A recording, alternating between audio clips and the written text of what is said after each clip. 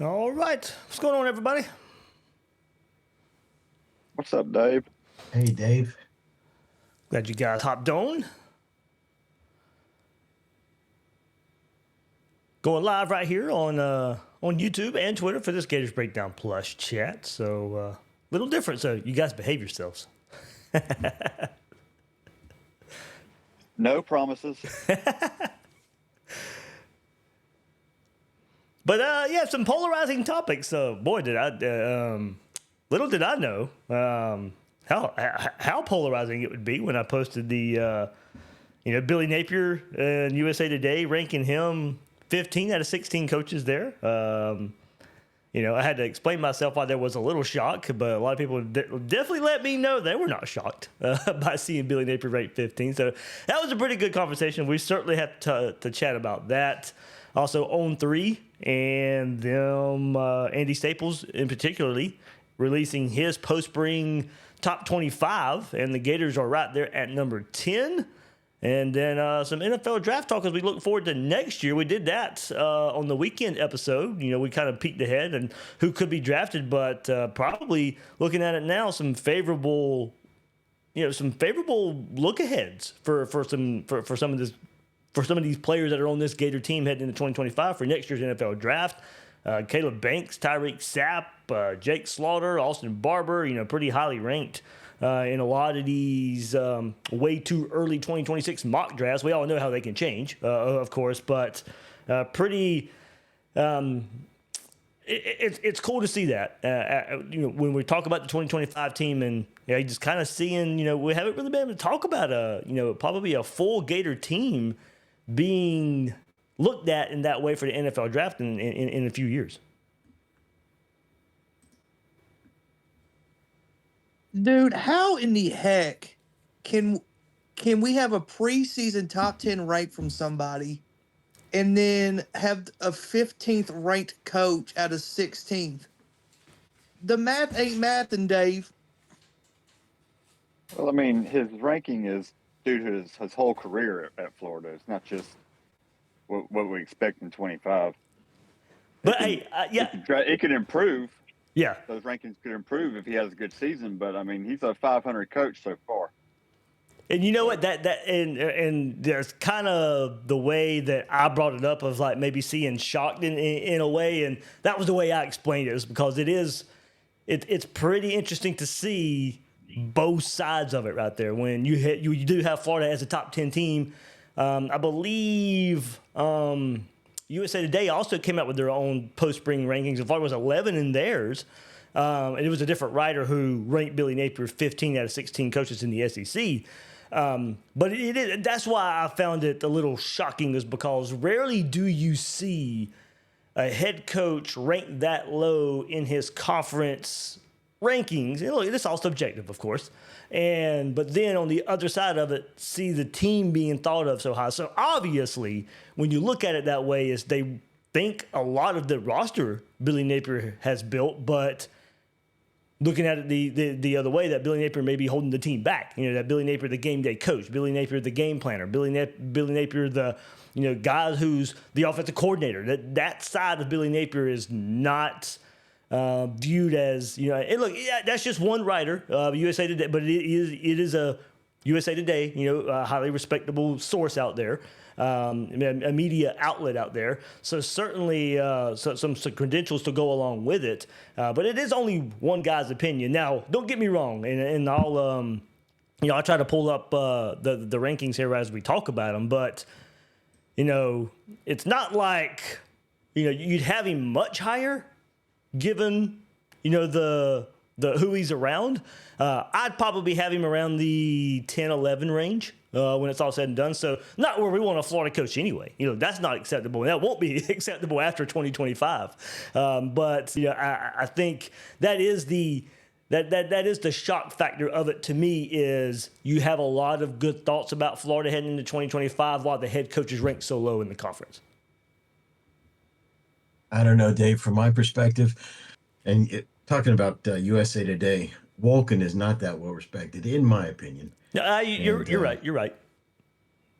But I said that the outlet, the outlet in general is. But you're right. It's But also, it's the DJ Lagway effect. I mean, the kid is just that good, and it's apparent by watching him that he is going to up as this team's going to go as he goes a lot more than as it goes as Billy Napier goes. Yeah, and going into that, let me read what the writer said. Let me find his name here. Blake Topmeyer. That's his name for USA Today. And kind of echoing your sentiment there, Bull Gator. In his assessment, Topmeyer wrote, quote, Florida opted for another lap with Napier rather than hitting the reset button. The emergence of quarterback DJ Lagway and Lagway's steadfast support for Napier helped the coach save his job. And Florida finished the job playing better than it ever had previously in his tenure. He goes on to add, quote, Florida was remarkably quiet in the transfer portal, and it still seems as if Napier and the Gators are playing with an old deck of cards. Napier will go as far as Lagway takes him. So there's some truth in that for me, but the whole Florida was remarkably quiet in the transfer portal. It still seems as if Napier playing with an old deck of cards. I don't agree with that one bit. We know why Florida didn't have to hit the transfer portal hard. Now, if you wanted to force some players out and go hit the transfer portal harder because of that, then okay. But the whole playing with an old deck of cards doesn't really sit right with me. And I think the rankings kind of show that as well, and what people think about Florida. But, mentioning Florida didn't go crazy in the transfer portal as a reason to hold, I guess, Billy Napier back or this team back, I don't necessarily agree with that. I do agree with the whole Lagway thing. We've hung on that, and maybe that changes Napier's fortune where he can start something good with Lagway, and that there's a ripple effect, and it just kind of continues on his Florida tenure here. But the whole playing with an old deck of cards.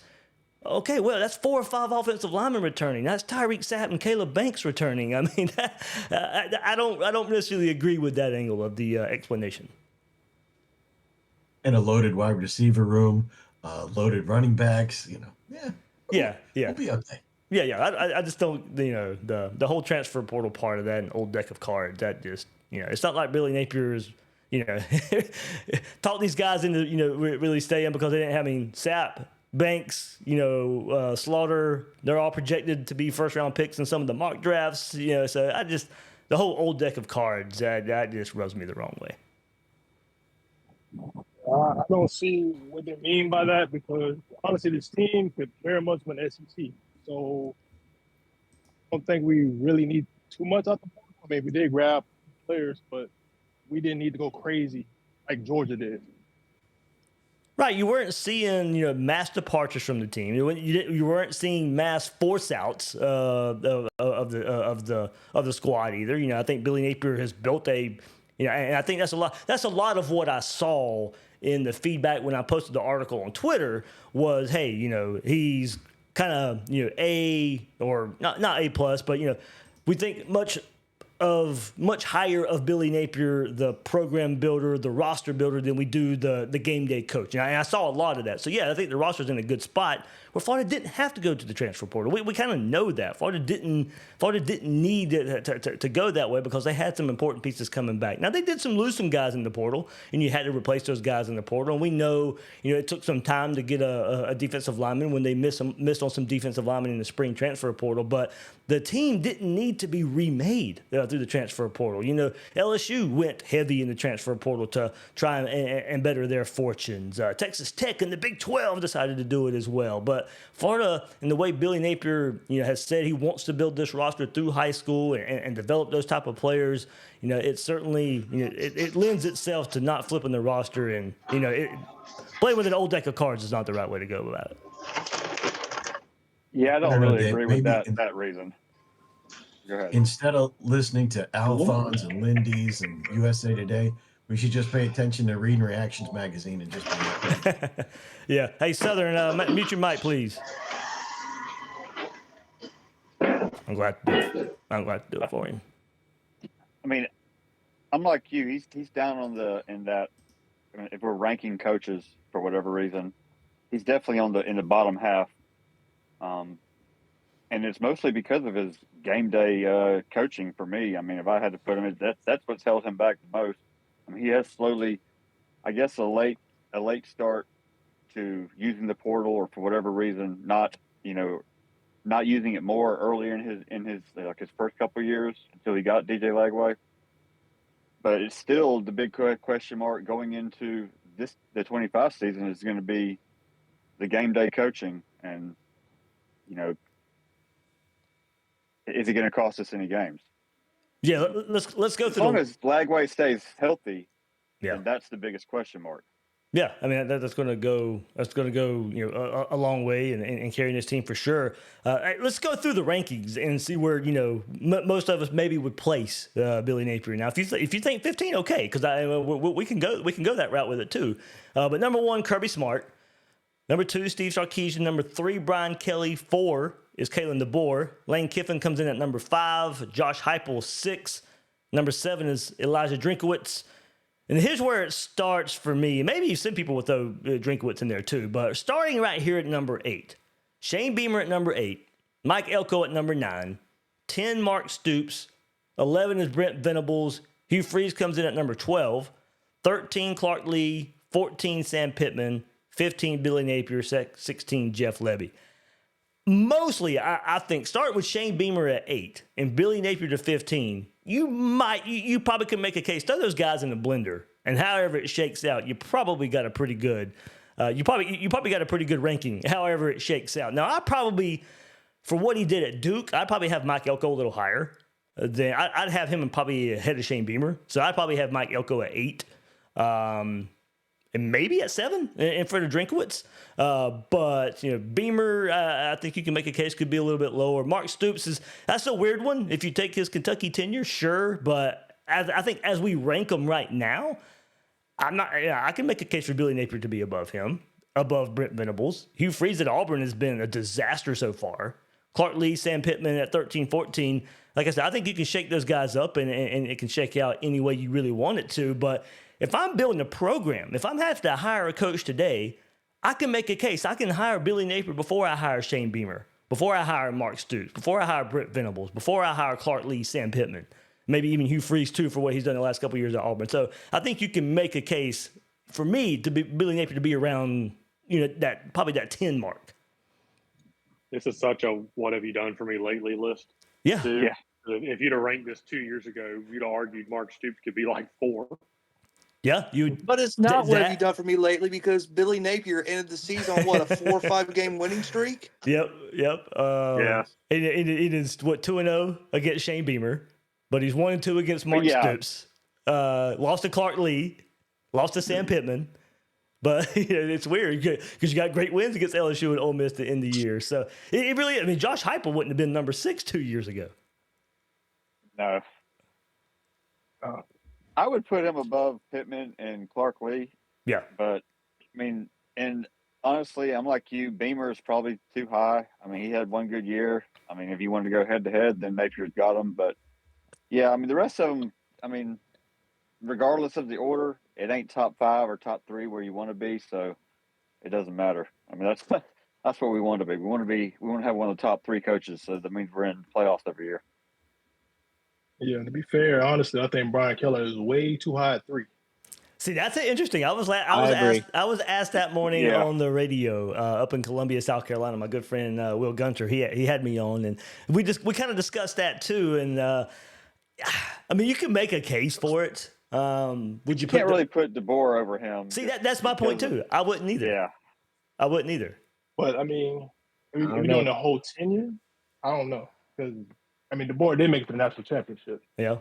Yeah, that's true. If we're talking about at their current school, is the ranking for their current tenure or their whole tenure? It didn't really say. So okay. Yeah, there wasn't much of a explainer on how he came to the list. And look, maybe we're giving this one guy too much credit. Hey, if you like losing your first week games every week, hey, take Brian Kelly all day. Who knows? Big game boomer. I'd also probably rank Clark Lee higher because look at what he's done with what little he's got. What I'm saying? As far as coaching, you're right, That's also Gator. why I'd have Venables at like 16. Right. Yes. Yeah. What he's done in Oklahoma. And Bull Gator, I kind of go to your point there. That's why I said 8 through 15. I think you can shake up in a blender. And there you go. That could be your case for putting Clark Lee because did beat Napier head to head in year one, and also probably overcame expectations last year at Vanderbilt and got a win over Alabama. So certainly, I think because of being an SEC bottom dweller and overcoming expectations. You can make a case for Clark Lee. I mean, is there anybody trending down more than Mark Stoops? I don't think there should be. He is really. I shouldn't say that. I think he's everything always levels off, and Kentucky's just leveling off where Kentucky should be. Brian Kelly's trending down to me. Yeah. He could really trend down after this year. Yeah. If they lose to Clemson, man, it's gonna be rough in the LSU community. My dad's fiance is an LSU fan, and they are not happy with him. And They they have attacked the transfer portal. So I know people want to go back to and we should in somewhat, when they came to the Swamp last year, but they are a different team. Like they are really attacked the transfer portal to try but we don't know. I have no idea how that's going to work for them. We've seen the good in the transfer portal. We've seen the bad in the transfer portal. When you really try, I won't say they're certainly not making their team out of it, but they put more of an emphasis on it this year than they have in the past. Man, for this LSU team, I'm like not really a hater, but it's like I just don't believe in this team at all. I don't think Brian Kelly's that great a coach. I don't like any of their assistants. I think Nussmeier's like Carson Beck. He's very overrated. Yeah, he's a rumor bust. I don't think they're going to be like terrible, but they just seem like an 8-4 team to me.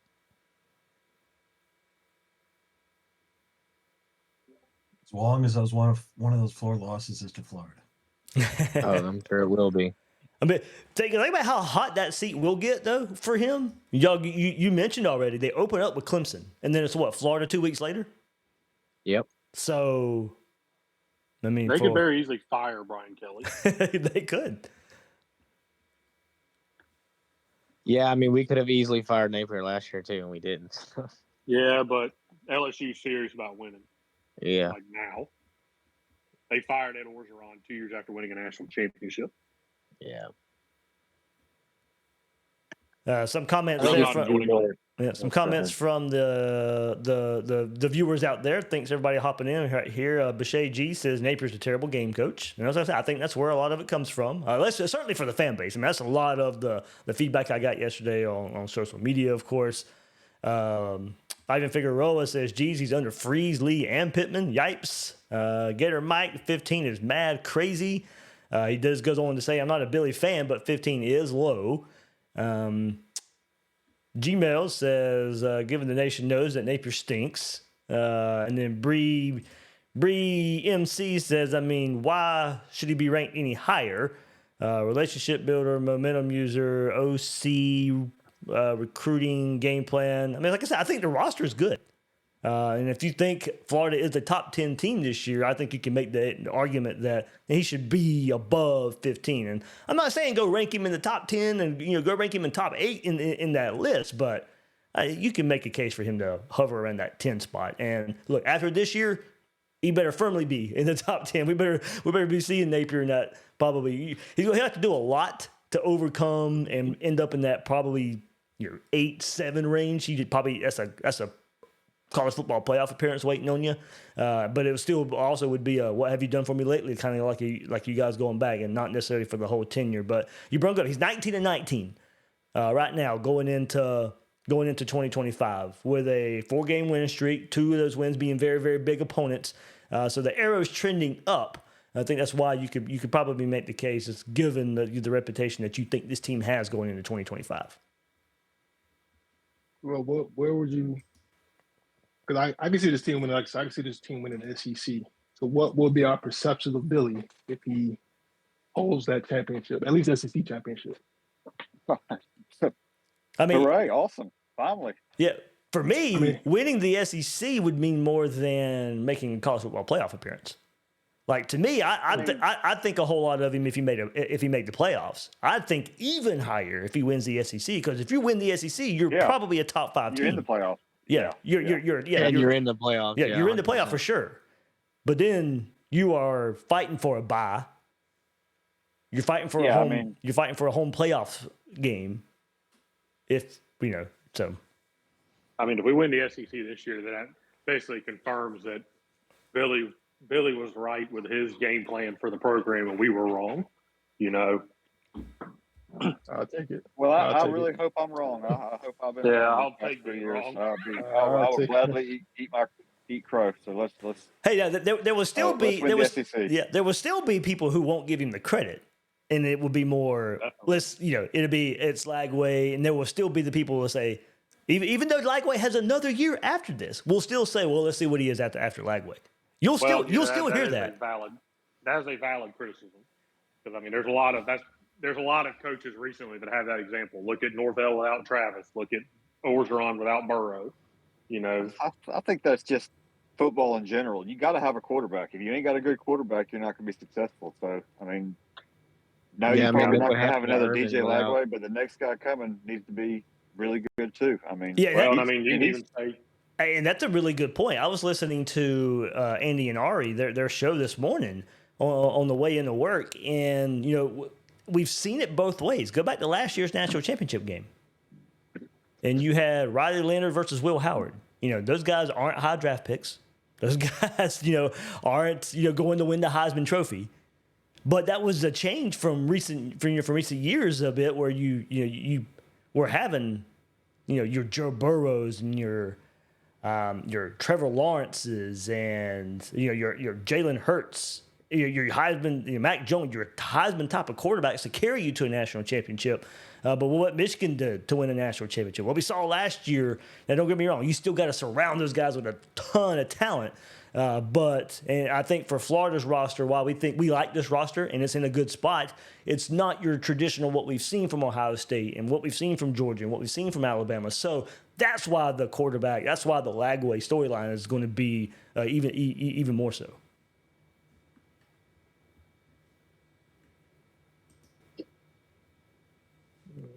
Got to capitalize.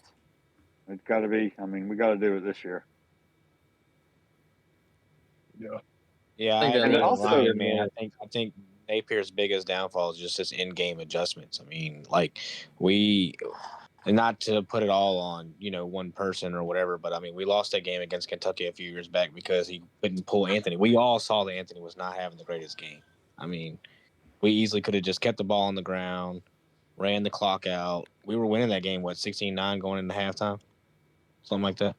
Yeah, I think so. Something like that. And last year with Tennessee, I'm going to go back and say agree with Will. We need the Napier that was playing at Tennessee his first year. We need we need the all analytic Napier that came in, So in your guys' opinion, is Napier still on the hot seat going into this season? Or is he on a short leash?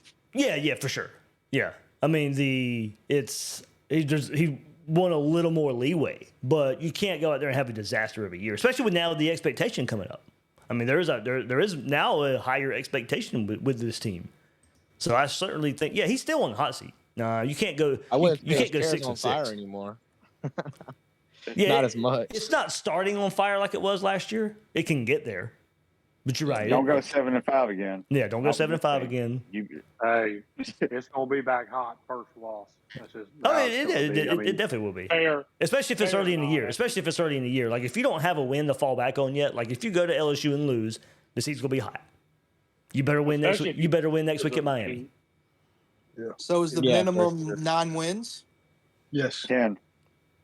Oh, wait. If you're asking me what will happen, he'll stay at 8. They're not getting rid of him at 8. I agree. I think we've gotten to the point now where, with the talent we've acquired and everything that goes along with it, if we don't succeed this year, barring injury, I feel like he's not the guy. It ain't gonna happen. Yeah, I'm right there with you. This is the year. I mean, yeah. And I don't want to hear excuses, right? I don't want to hear excuses either. Like we've We've lived with excuses for Billy Napier. You know, and I've said it time and time again. This is year 4. This is not customary to Billy Napier, any head coach at Florida in his 4th year, and especially with the expectations that we have now. But any coach in his 4th year, I'm expecting to be contending for SEC titles. I'm expecting to be in this expanded playoff fighting for one of the 12 spots. That's not a Billy Napier thing. That's not a Billy Napier thing. That is a Florida coach thing. Yeah, it's a Florida program thing. We fired Mullen in year 4, a year after going to the SEC championship. So I don't want to hear any excuses for Napier. You know, I mean, yeah, there's no more excuses. I mean, I know people will throw out the schedule again. It doesn't matter. It doesn't matter. The only real excuse is the money. That's the only. Yeah. I mean, that's. Oh yeah, I'm going pure football reasons. I'm going pure football reasons. Yeah. You know. There's no I love the guy. I love the guy to death. I love Billy Napier. I hope he's here for a long time. But I want to see my Gators win. And you know, it's time. It's time. There are no more excuses. Speaking of the schedule, does Vegas still have us at 6.5? Because we don't have the right guys on the field for special teams play.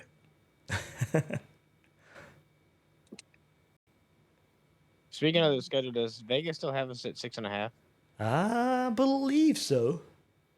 I do believe so. Dude, that's what confuses me. How are we ranked pre-poll 18th in the AP, and we're only supposed to win 6 games this year?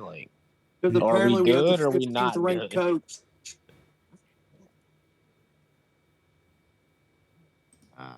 It's just weird. Yeah, I'll go ahead and pull it up. Yeah. Andy Staples did release his top 25. Let's go through it. That's kind of continuing the same conversation we're having, so we can continue it here. But Texas number 1, Notre Dame 2, Clemson 3, Penn State 4, Ohio State is 5, Oregon 6, Alabama 7. You don't get to Georgia until 8.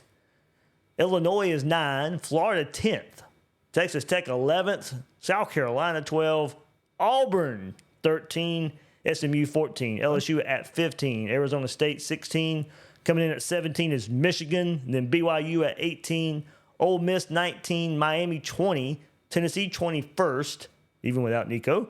Nebraska at 22nd, Iowa State comes in at 23rd, 24th is Louisville, and rounding out the top 25 from Andy Staples is Iowa. So, looking at it right here, Texas, Georgia, that's 2 of Florida's opponents ranked in front of Florida. So number 1 and number 8 when you look at it. So LSU 15, Ole Miss 19, Miami 20, Tennessee 21. That's Florida's opponents. And Andy Staples top 25. You got Alabama at 7, South Carolina at 12, Auburn at 13. There's your SEC teams that Florida doesn't play. So certainly, kind of going to your guys' point, you know, it's the expectation is there for this Gator team, ranked in the top 10 right here, and with Texas and Alabama and Georgia, Florida's the 4th ranked SEC team. That probably is good for a college football playoff spot if it turns out this way. How the heck is Auburn ranked 13th in this fall? Yeah, that is the one I cannot jump on board with. I can even buy Illinois at 9. I can buy Illinois at 9. It's weird seeing Auburn in 13. Yeah, I mean, I know there's a projection. Hasn't done anything. Yeah, I know there's some projections, and you kind of have to do that. I mean, look, even Florida at 10. I mean, that's as much of a stretch for many people out there as seeing Auburn at 13. At least we have a possibly elite quarterback.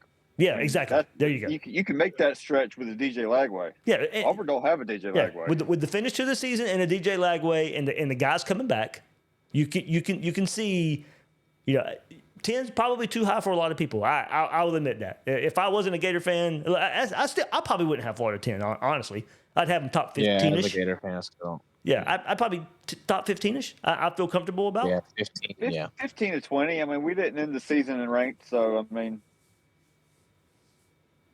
I wouldn't be surprised if we were, you know, in the 15 to 25 range. And it doesn't really matter. I mean, win your games, you're going to move up. So correct. But yeah, that was. I mean, I'll take a top 10 ranking. Ain't no big deal. I Yeah, don't think it'll be that way when the AP or the coaches poll come out. I don't think we'll be that high. I mean, I don't think who so knows, either. maybe, but I mean, I would think top 25, and I think it'd be in the 15 to 25 range. I would think, just because a lot of it's going off of last year's season and returning production. So, I mean, we would see. I think I put us up there. I mean, talent wise, they talk about being good around the ball. I mean, from center to D tackle to quarterback to running back to linebacker, like we got to be up there. I mean, I feel like I'm not being a homer. I mean, I put I put the episode out. Returning production. I mean, Florida's up there. Florida's one of the top in the SEC in returning production. And we should start this year with a guaranteed win. That is true. 100%. First time in Napier's tenure, you're not opening up with a Utah or Miami. So yeah, that is certainly different. 24 to 10. Yeah. People talk about Banks more going than top that. 5. Yeah, there's a I mean, we're talking about with the All-American returning center, like. Yeah. So since you got that guys up, hey, I'm gonna play along with you. I got it pulled up. I got to share the screen that I have on Twitter. Let me see. Still figuring this new program out, but I do have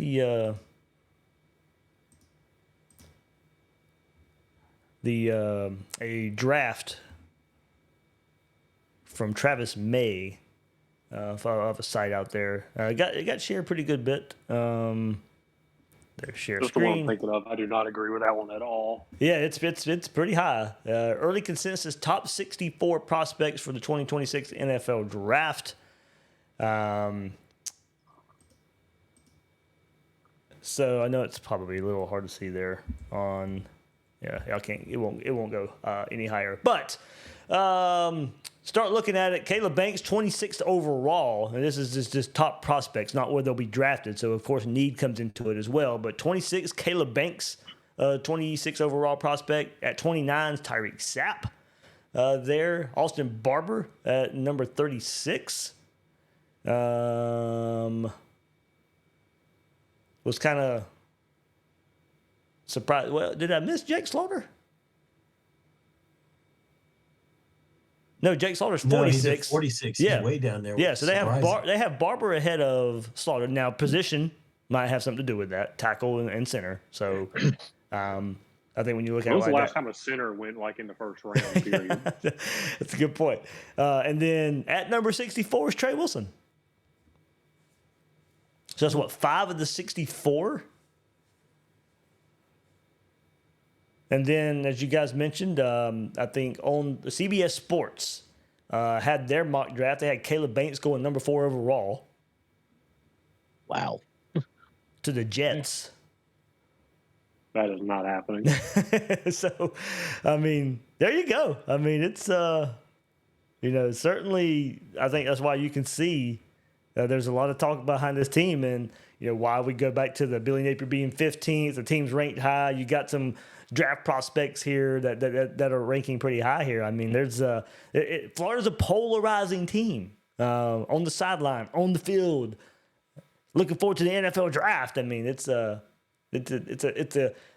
week has been a good look at where Gator Nation, where the nation thinks this team is, and where Billy Napier is. I don't know about y'all, but I don't want Long Island to score a touchdown. Field goal's okay.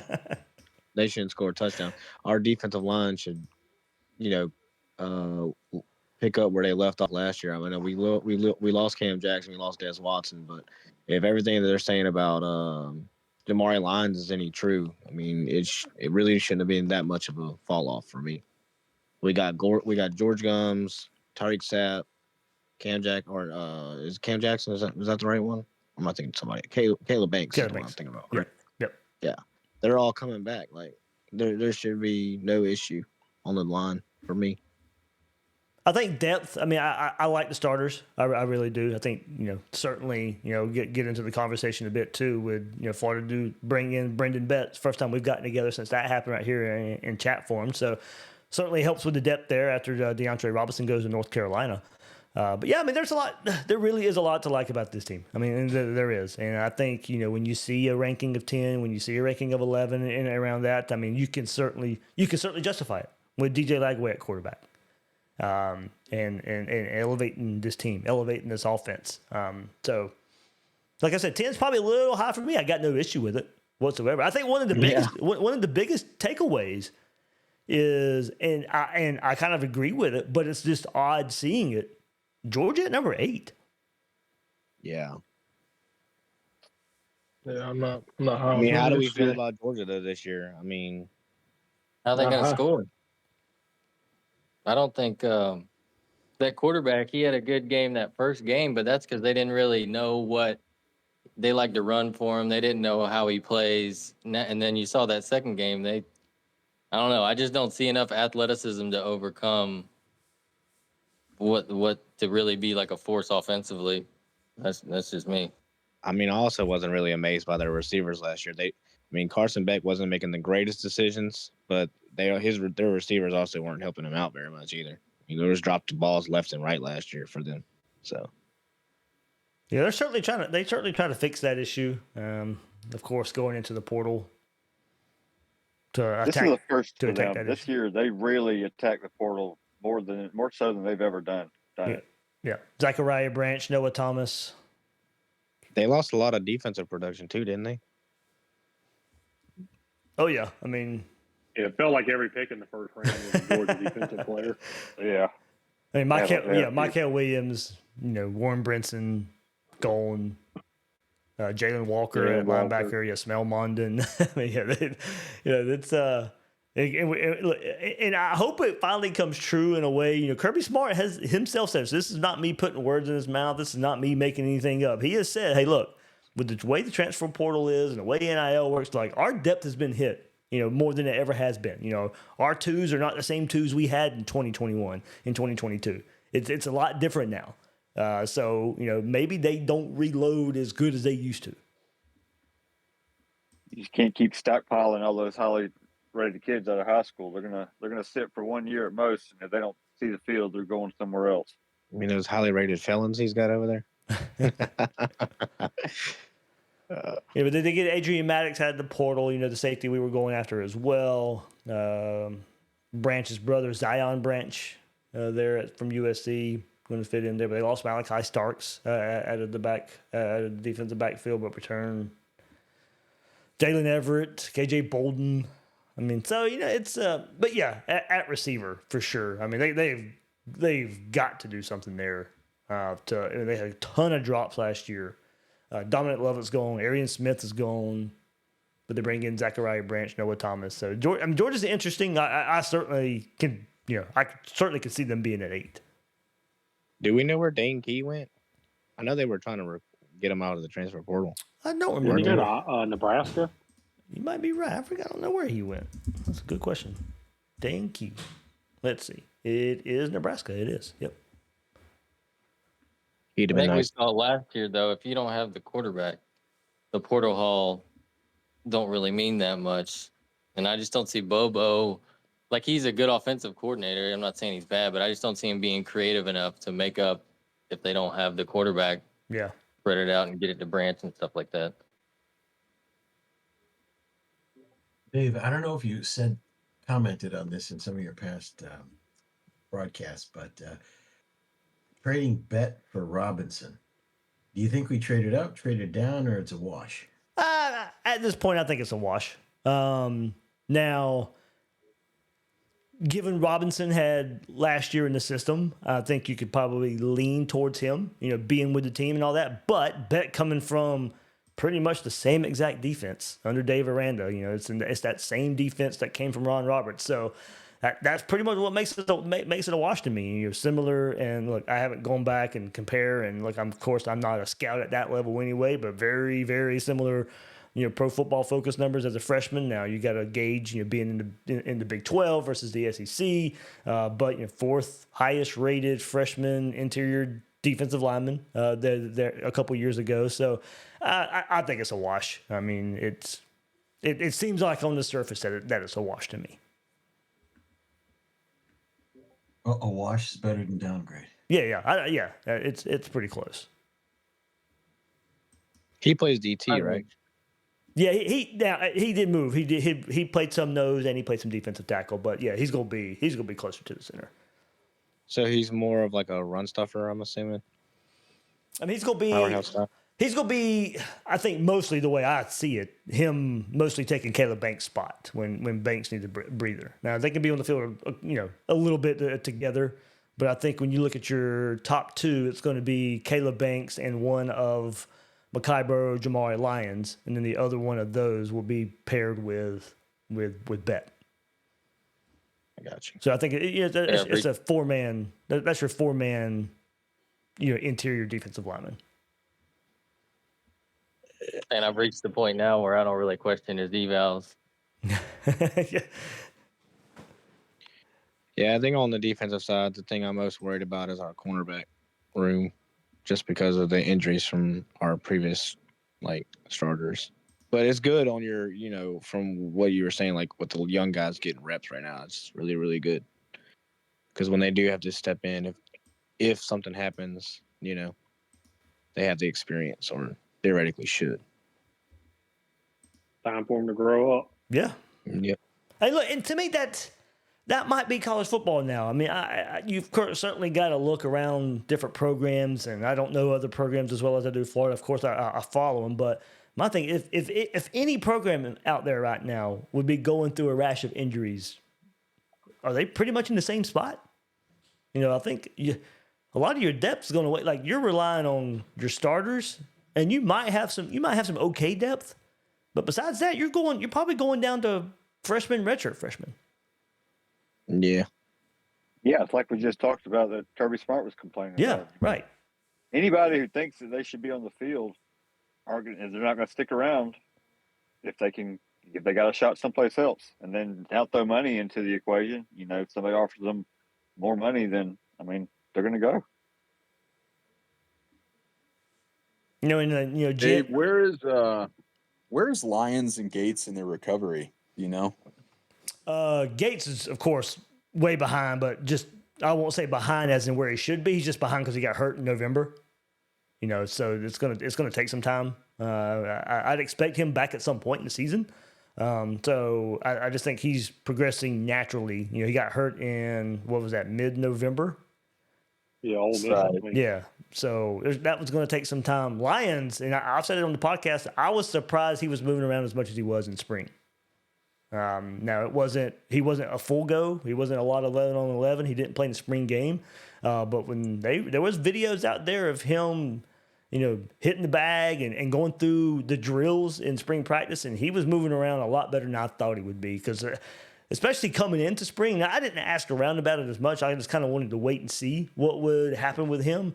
I just assumed he would be pretty limited in spring. He was doing more than I thought he would be doing. That's great to hear. So I'm hoping that's a videos good sign. of DJ Lagway on the internet right now. You mean to tell me his arm did not fall off? We can confirm. We can confirm that, right? Prosthetic. He's so good. He would have just started throwing with his left. No, I think it was. I think it was an AI video, guys.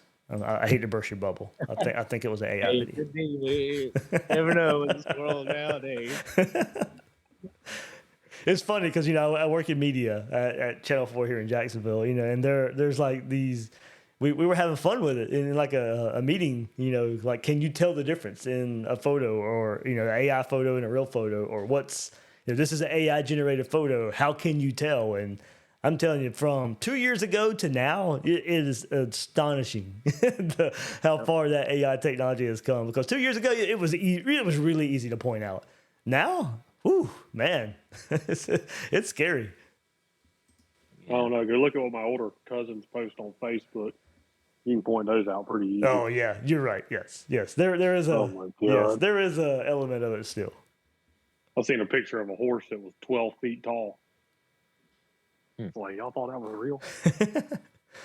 Going to a topic Rod Smith brings up in the chat on YouTube. Concerned with two freshmen being safety backups, especially the way we play defense on the back end. We'll have to see how it shakes out. You got Castell and Thornton. So, behind those, we'll see if Florida still tries to bring in anybody in the transfer portal at the safety spot. I guess it's maybe a decision on Zaquan Patterson if Florida wants to bring him in.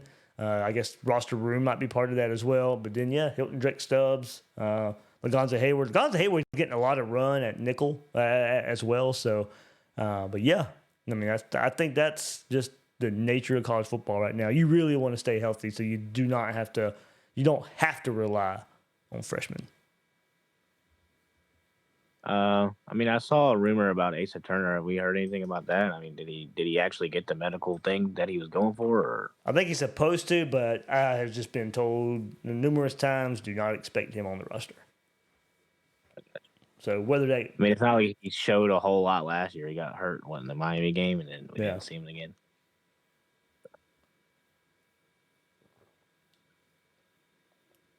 Man, that kid should have gone to the draft after Washington. Feel bad for him. Yeah. I don't know. I don't know if he would have got drafted. There's that. He probably really that high ranked. He might not have gotten drafted. I'm just saying. Yeah. In hindsight, that was probably his best chance.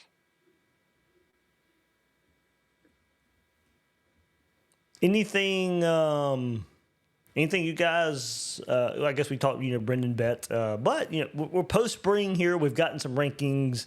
We're pretty much, like I said, maybe Florida still has one move left in the portal, but anything spring-wise coming out of spring?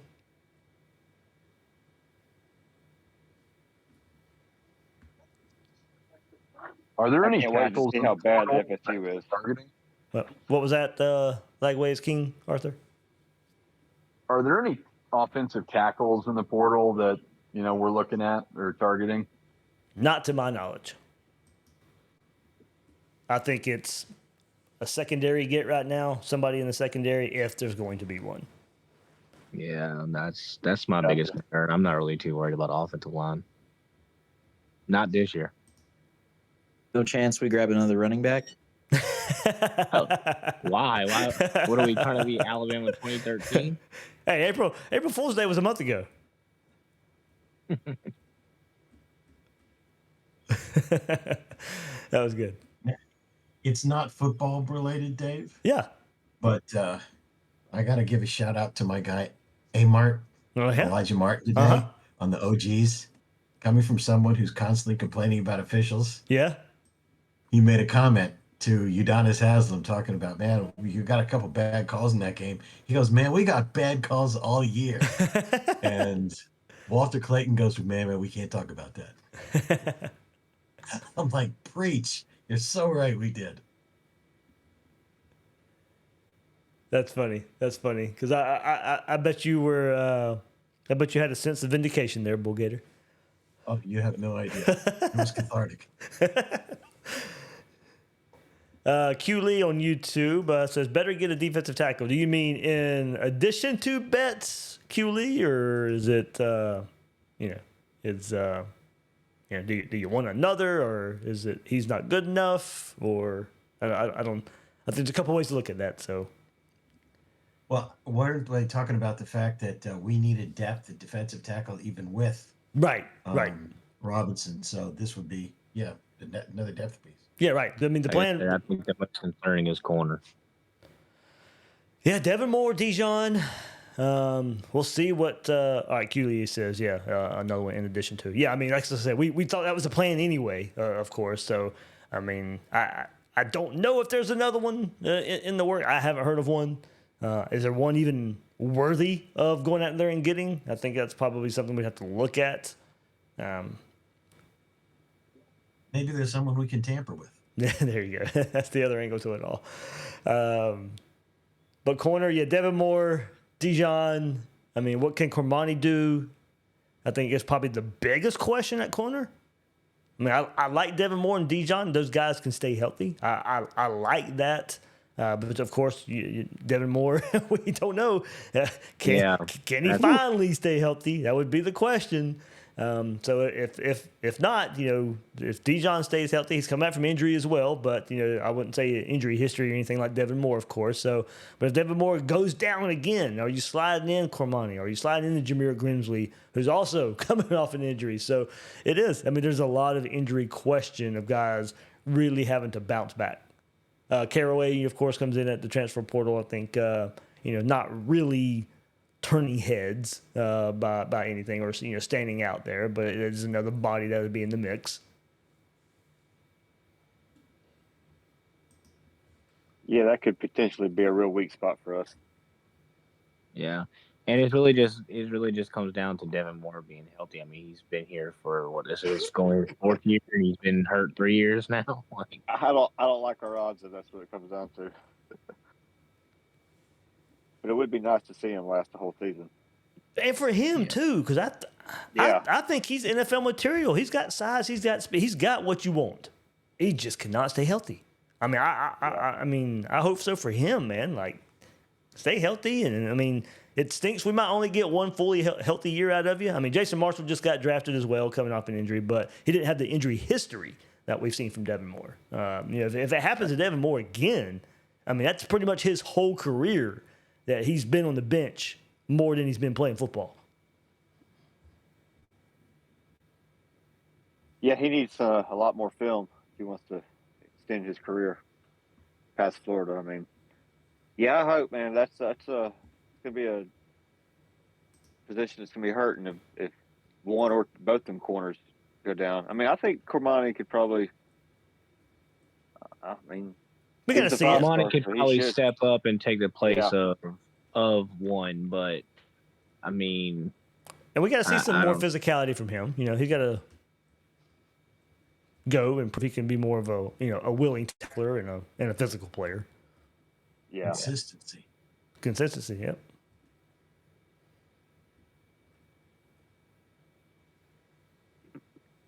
I'm working on getting.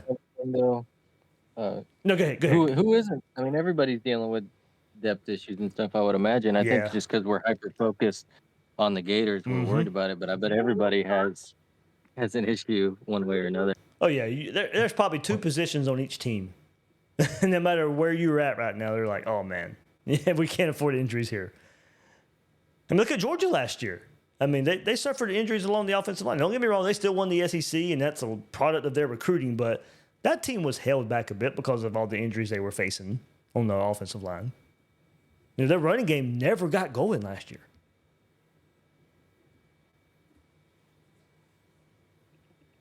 But yeah, I think that's just the world we live. I mean, yeah, that's a nice problem to have for them. But yeah, really. But I think that is the nature of college football right now. There's not as stacked rosters as there. I mean, there's still elite players. There's still teams that have elite position groups, but it is fewer. I don't think I would be as concerned for a corner if Devin Moore wasn't hurt for 3 out of 4 years. There you go. That's what it really comes down to. He's so injury prone. It's like that's what worries me. If he goes down, he's our top leading production in that room right now this year, supposedly. Yep. And it's like we can't even say he's the top one because he's never on the field. When he is, he's good. But when he's not there, it's like you're not doing much on the bench.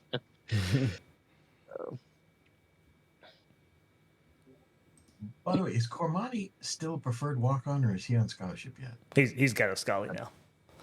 Yeah, he got the scholarship after the Florida State game last year, right? I believe so. Yeah, it was toward the end of last year, I believe, or when the year changed or something like that.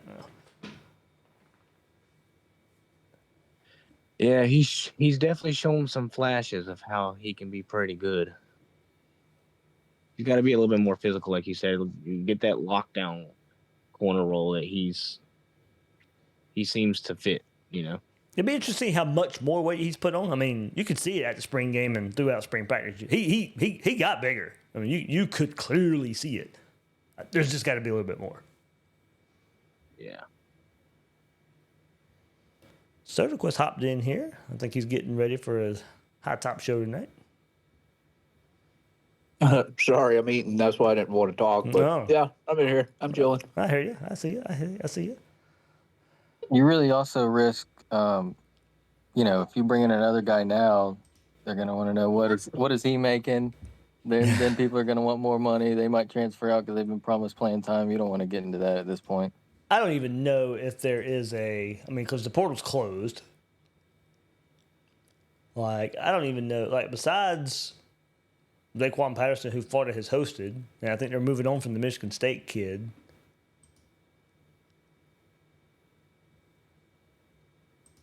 I don't even know what's out there anymore.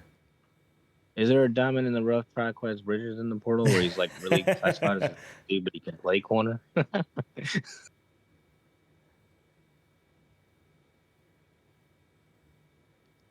Transfer portal there. Are we to assume that Lovett is penciled in at right tackle? Yeah, I think he's got it. I don't even know if it's penciled in is the right wording. I think it might even be. I think it might be in pen. And then what? Caden Jones behind him and Westfall number 2 at left tackle, or what? I think you got it. Yeah.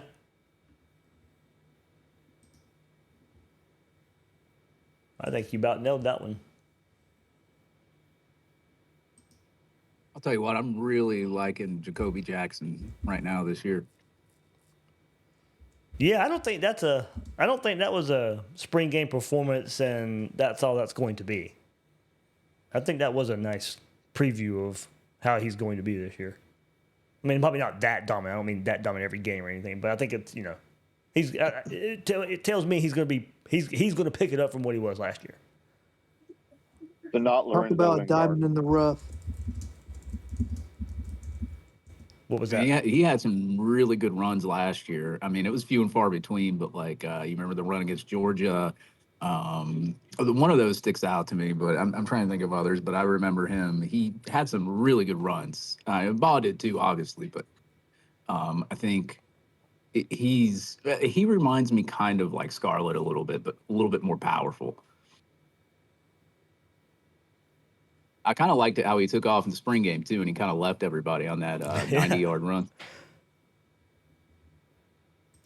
Hey, don't get me wrong. I love our sophomore or our running backs that are really, really good, Jaden Ball and Jacoby Jackson. But do we think that Treyon is going to be able to get his shot this year at any point? Man, if he gets help.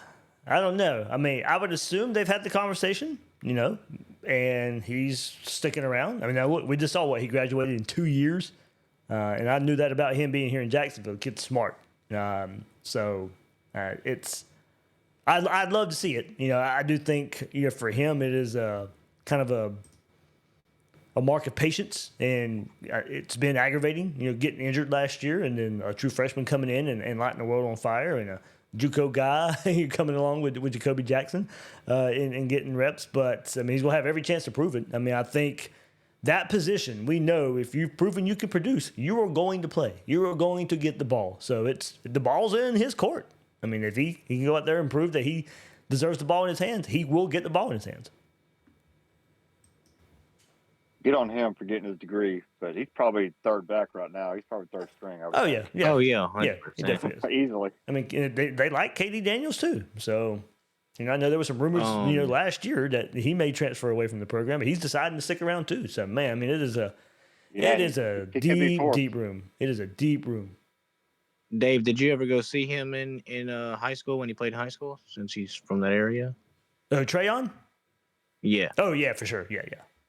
What was their school like? More like him just running power type, or did he get any receiving in from the backfield or anything? No, it's more the pure.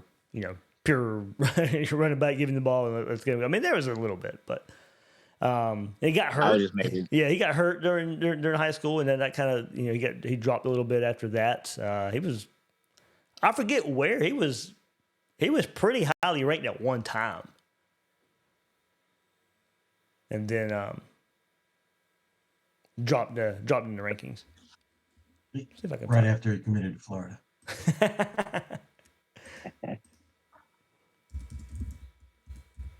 Yeah. What do you guys feel about the linebacker and or our front seven? Like, do you think they're going to be able to cause some havoc and pull some relief off of our secondary a little bit this year? Or I think so. how do y'all feel about I mean, that? that's going to be that's got to be the thought on defense with it's I think the calling card for me on that side of the ball is, now you got to move on from the bend don't break. Yeah, it won you some games down the stretch. I don't know if you can play that style and win that many games for a whole season.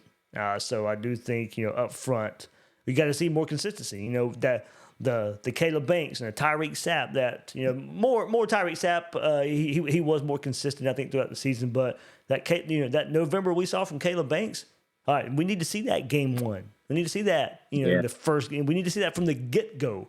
This doesn't need to be a defense that eventually finds their way again. This needs to be a defense that takes off from what we saw at the end of last year. And I think that started up front. So, Sapp, Banks, all the draft love they're getting, I don't think that's by mistake. I think those guys have earned that.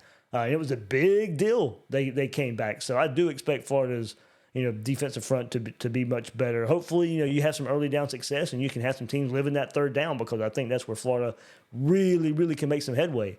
So, sounds weird to say after all the third down struggles this defense has had in years past, but I think early down success is going to be big, because I do think Florida's got a lot of weapons. Counting George Gums Jr. at edge, Sapp, Banks, they can really, really, really pressure the quarterback. Yeah. It's going to help not opening up the season against Cam Ward too. Yeah. Yeah, I'm not as excited. I mean, obviously I'm excited for football, of course, and I'm not as excited for Long Island, but I am excited to see how we play against USF. They've given Alabama a run for their money the last 2 years they played them, so I feel like it'll be an interesting game for sure. I mean, Bama wasn't the same Bama though. Oh, of course not, but I think if this team is what it should be, that game should be over at halftime too.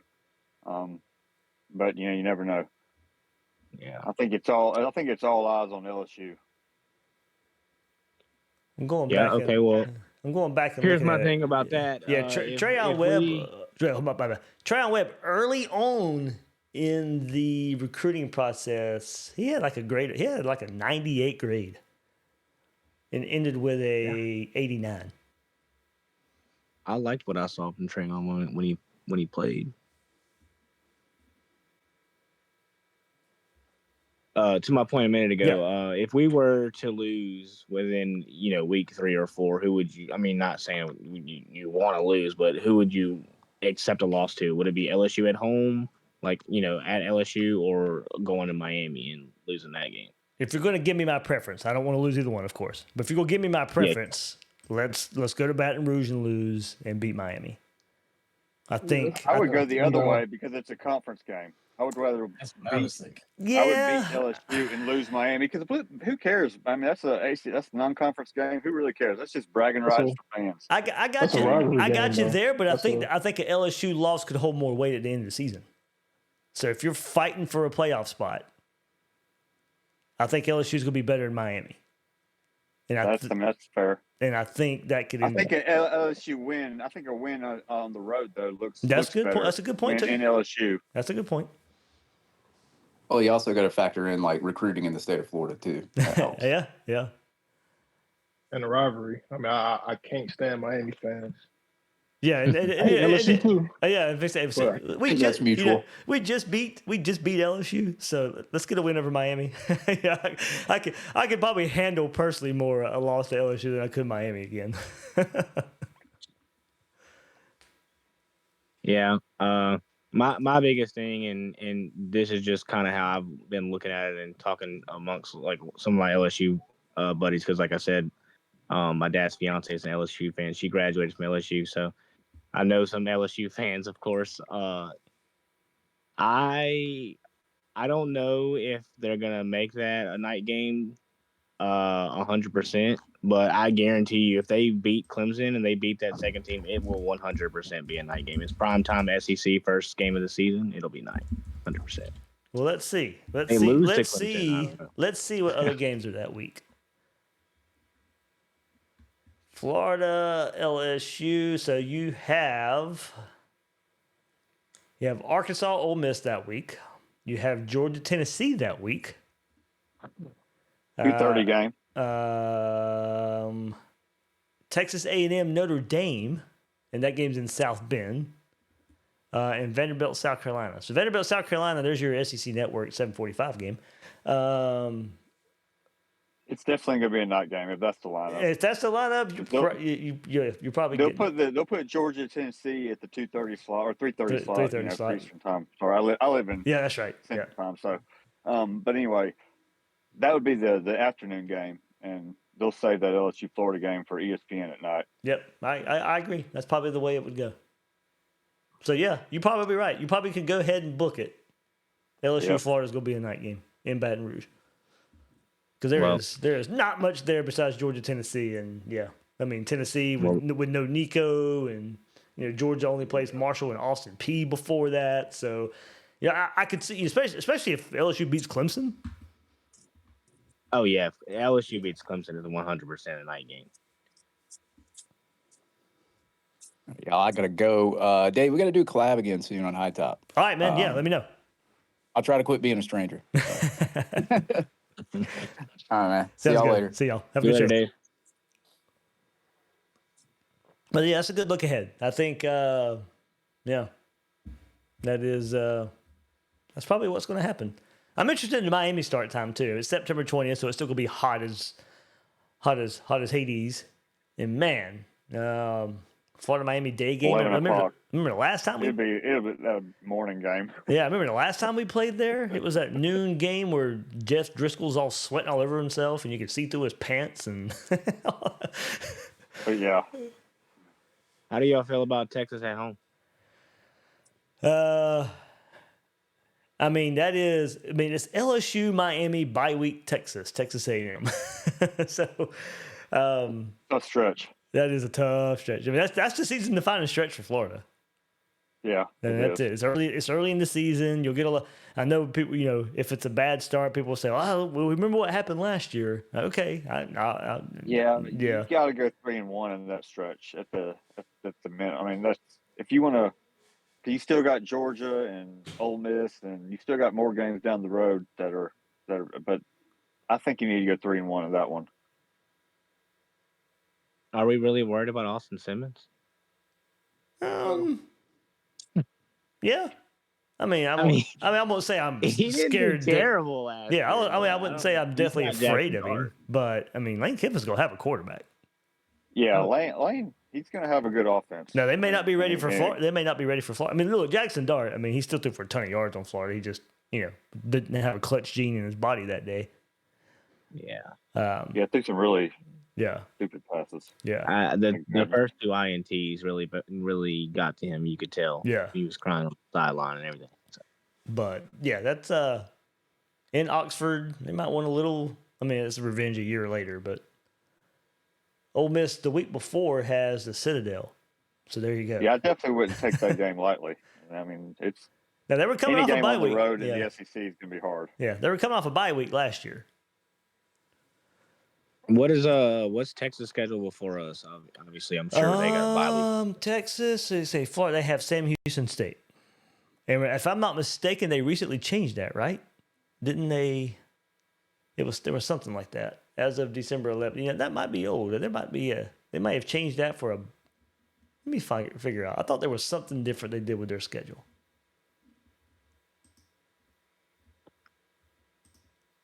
I could be making that up. No, it's still Sam. Yeah, they did change it. So they play Sam Houston, then a bye week, then Florida. So they have 2 weeks to get ready for Florida. Well, my bad. Here's Texas. Jesus. Here's Texas's schedule before Florida. They open up with Ohio State. Okay. A lot of credit for that one. Yeah. Then they have San Jose State, UTEP, Sam Houston, off Florida. We're really not going to know what Arch is really about. We got to see flashes. Yeah, they have a month. They have a month before they have to get ready for Florida. San Jose. So what you're saying? Jose State. So what you're saying UTEP, is, David, we're going to be more Houston. battle tested. Yes. For that game. Jeez, I did not realize that. Ohio State, We San need to Jose be State. 4-0 in that game. Ooh. Going in that game. Yeah. With the swamp rocking. And for Florida, Getting in Arch it's Manning's head. yeah. 2 games before LSU and Miami, bye week Texas. So we have a bye week before Texas, and they have a bye week before us. But before their bye week, they have San Jose State, UTEP, and Sam Houston. Now here's another thing. Now we do get them the week before they play Oklahoma.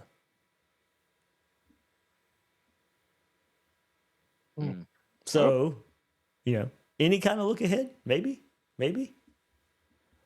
I would doubt that. I doubt it Well, too. Yeah, I mean, Coming off Well, of if we but- beat them, they're definitely gonna be pissed off for that Red River rivalry, for sure. So. they're going to beat the pants off Oklahoma anyway, or should. that is nuts. I didn't even realize But, they had like I such a said, if we were cakewalk somehow before us. 4-0 going into that game at home, Yeah. I mean, that could be a really awesome environment for Gators, and but Mike could put some pressure on Arch Manning, who's never really hasn't dealt with that, maybe other than the first game of the year. Where's that game? The Ohio State game being played? Is it a neutral? It's in field? it's in Columbus. Yeah. So it's in Columbus. Okay, so never mind. I'm about to say he's going to get it there. Yeah, he's definitely gonna get it there. We'll end it here. They lost a lot of production on both sides of the ball there, though. I mean, that team came back to win the national championship. Yeah. They lost a lot of players, so I'm really excited to see how they bounce back. This is what we'll take a look at before I sign off here. Opponents before Florida. See, Alabama doesn't play Arkansas. Florida. Georgia, of course, has a bye week, but before that they have Ole Miss. So it's Ole Miss, bye week, and then Florida for Georgia. Kentucky has Auburn the week before they play Florida. LSU has Louisiana Tech before they play Florida, but that has Clemson the first game of the season. Florida's the third game of the season. Ole Miss has the Citadel the week before they play Florida. Mississippi State has a bye week before they play Florida. Tennessee plays New Mexico State before they play Florida toward the end of the year, next to the last game of the season. Just talked about Texas, and then Texas A&M plays Mississippi State the week before they play Florida. So many Gators said that they didn't want easy schedules. They wanted good games. That's what you get. I did say that. I'll be completely 100% honest. I'm more worried about A&M than I am Texas in Gainesville. Oh, okay. I mean, they got pretty much their entire offense from last year coming back, and then we're at A&M. We all know what that stadium is like. Yeah, it's gonna be tough. Billy Napier got second year. Have a good team. Billy Napier did get a win there his first year. Yeah. Yeah. I think it's an SEC rule. Florida has to play A&M 5 times for every 1 time Georgia plays them. So we're going through that cycle. There you go. What it seems like. That is what it seems like. Dang, I thought I had one more point I was going to make on that, but I have forgotten. All I'm saying is, can we, for that Texas game, can we get the crowd that came to the Utah game the first year Napier was here? That might have something to do with Florida. That might have something to do with Florida. Florida's got to take care of business against LSU and Miami. Yeah. It depends on what our record is going into that game. And it's going to be big. Texas's first trip to the swamp, and it's going to be big. But I think to make it even bigger, to get it to that level that you're talking about, have Florida, at least coming off of a win against Miami, no matter what happens against LSU, but at least coming off of a win against Miami, because you have a bye week before that, so it's going to die down a little bit anyway. But you got to beat Miami. You got a bye week. Yeah, that crowd will be ready for Texas. Yeah, we can't have Miami flooding the swamp again. All right, guys. Hey, thanks for hopping in. Everybody else, thanks for hopping into the chat right there on YouTube and Twitter and stuff. But good chat, guys. Good chat. Thanks, Dave. Appreciate it. Thanks, Dave. Go Gators. Go Gators. Go Gators. Go Gators.